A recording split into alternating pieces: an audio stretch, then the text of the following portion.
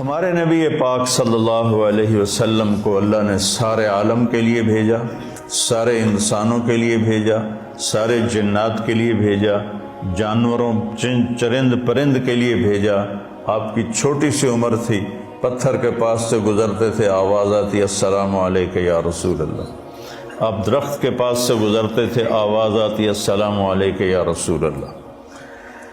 عرب کے تاجروں کا قافلہ شام جا رہا تھا تو وہ زرقا میں اترا۔ زرقا بہت بڑا شہر ہے، وہاں ایک راہب رہتا تھا بحیرہ۔ اس کی نظر پڑی آپ پر، حضرت ابو طالب ان کو ساتھ لے کر گئے تھے، تو کہنے لگا تمہارے قافلے کا سردار کون ہے؟ انہوں نے کہا یہ ابو طالب۔ کہا تمہاری کل دعوت ہے۔ کہا تم نے پہلے تو آج تک نہیں کی، ہم یہاں سے گزرتے ہیں، کا ایک کام ہے۔ اگلے دن اس نے درخت کے نیچے سب بیٹھ گئے، کھانے کا انتظام۔ اس نے ایسے طائرانہ نظر ڈالی تو آپ نظر نہیں آئے۔ کہنے لگا سارے موجود ہیں؟ کہا نہیں، ایک بچہ ہے وہ اونٹ چرانے گیا ہوا ہے۔ تو کہنے لگا اسی کی خاطر تو تنو کھوا رہے نے، تو تنو کہیں پوچھنا ہے، بلاؤ اسے۔ اب آپ کو بلایا گیا۔ جیسے اب یہ ہال بھر جائے تو برآمدے میں سامعین بیٹھ جائیں گے، تو آپ تشریف لائے تو چھاؤں ساری لوگوں نے بیٹھ کے کور کر دی تھی، تو دھوپ تھی، تو آپ نے پہلے یوں ایسے کر کے دیکھا تو چھاؤں بیٹھنے کی جگہ نہیں تھی، آپ دھوپ میں بیٹھ گئے۔ جو ہی آپ دھوپ میں بیٹھے، چند شاخوں نے تیزی سے اوپر آ کر آپ پہ سایہ کر دیا۔ تو بحیرہ یہ دیکھ رہا تھا، تو وہ کہنے لگا اس بچے کا باپ کون ہے؟ ابو طالب فرمانے لگے میں ہوں۔ کا جھوٹ بولتے ہو، اس کا باپ مر چکا ہے۔ کہنے لگے ہاں وہ میرا بھائی تھا، لیکن یہ مجھے اپنے بچوں سے زیادہ محبوب ہے۔ تو اس نے سے آپ کی آنکھوں کو دیکھا، اس میں سرخ ڈورے تھے۔ کہ یہ سرخ لکیریں اس کے آنکھوں میں مستقل ہیں یا سفر کی وجہ سے؟ کہا نہیں، مستقل ہیں۔ پھر اس نے آپ کی کمر کو کرتا اٹھا کے دیکھا تو مہر نبوت۔ کہا یہ اس دنیا کا آخری نبی ہے، اس کو یہیں سے لے کر واپس چلے جاؤ، ورنہ یہود دیکھیں گے تو قتل کر دیں گے۔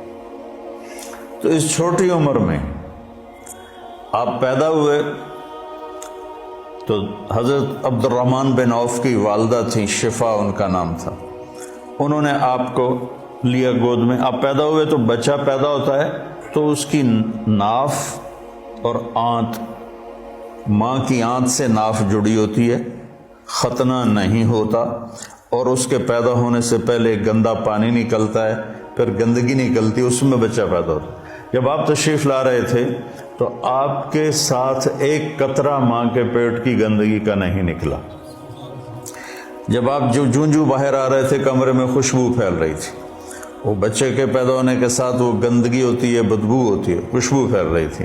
جب اس کی نظر پڑی آپ کی ناف پر تو وہ کٹی ہوئی تھی، آنت سے جدا تھی، باہر کینچی سے نہیں کاٹنی پڑی۔ اس کی نظر پڑی آگے تو آپ کا ختنہ ہوا تھا ماں کے پیٹ سے، ختنہ کروا کے نہیں آئے۔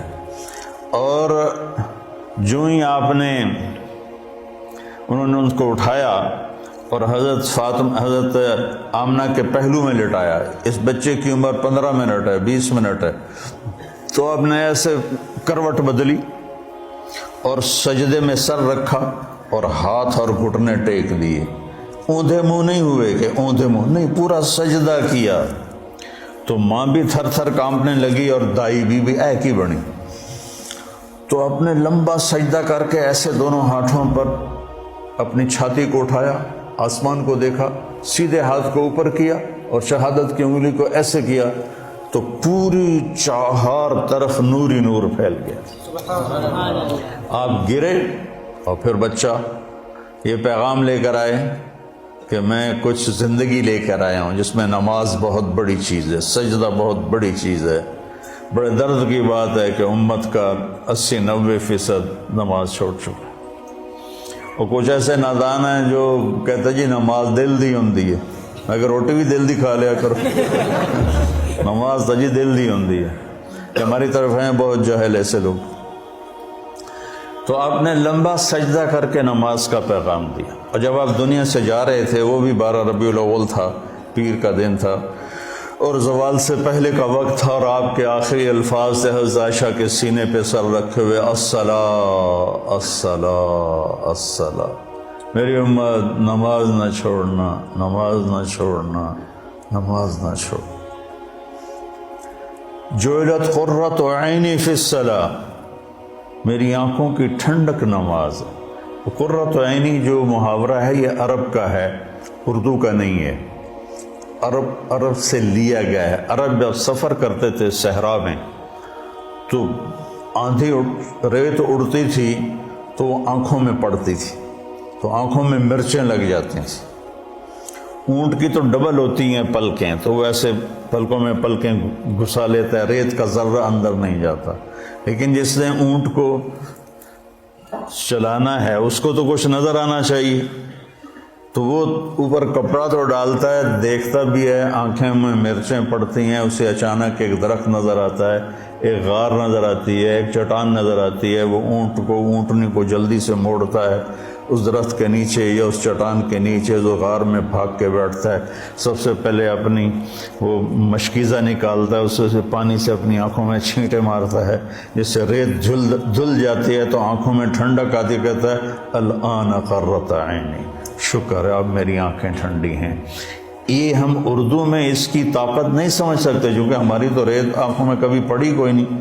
ادھر بچپن میں ہم کھیل رہے تھے تو مجھے نا چینی کی ضرورت پڑی، پتہ نہیں کھیلتے کھیلتے کوئی شربت بنا رہے تھے، تو وہ منڈیر کے اوپر سارے کچن میں نا ڈبے رکھے ہوئے تھے، نمک، مرچ، چینی، مسالہ، تو میرا قد اتنا چھوٹا تھا کہ میرا ہاتھ اوپر نہیں پڑتا تھا، تو میں نے ایسے یہ پنجوں کے بل کھڑے ہو کر ایک ڈبے کو ہاتھ ڈالا تو وہ الٹا ہو کے جو میرے منہ پہ گرا وہ مرچیں تھیں، تو میری آنکھیں جو مرچوں سے بھری، ساری رات میری روتے روتے گزری، اور میری ماں میری آنکھوں میں پانی ڈال ڈال ڈال ڈال تھک گئی، اور میں ساری رات تڑپ تڑپ کے گزار دی، میری نیند وہ آنکھوں میں ہی کٹ گئی۔ اس کو کہتے ہیں آنکھیں ٹھنڈی۔ تو اللہ کے نبی نے کہا جعلت قرۃ عینی فی الصلاۃ ارحنا بہا یا بلال۔ تو ہم سب جو لوگ ہیں نا، جن کو ہمیں لوگ دیندار کہتے ہیں، علماء کہتے ہیں، یا ویسے تبلیغی کہتے ہیں، تصوف والے، خانقاہ والے کہتے ہیں، یہ رواج کی نماز پڑھتے ہیں، اور یہ بھی فریضہ ہے۔ اس کا مطلب یہ نہیں کہ اس کا ہمارے دل میں اس کی کمی آئے، یہی مطلوب ہے، لیکن آنکھوں کی ٹھنڈک بن جائے نماز، اس کے لیے مزید کوشش کرنی پڑتی۔